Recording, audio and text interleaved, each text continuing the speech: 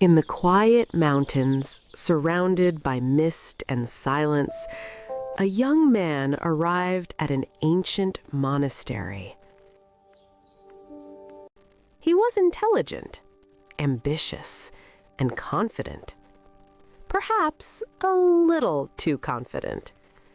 He sat before the old monk and said, "Master, I already know a great deal.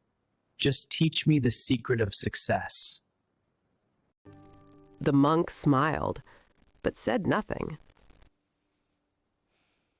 The monk thought something. He began preparing tea. He poured the tea into the young man's cup. The cup slowly filled to the very top. But the monk kept pouring. Tea spilled over the edges, dripping onto the floor.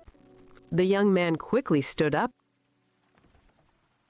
and exclaimed, "Master, the cup is full. It cannot hold any more." The monk calmly placed the teapot down. He looked into the young man's eyes and said, "Just like this cup, your mind is already full.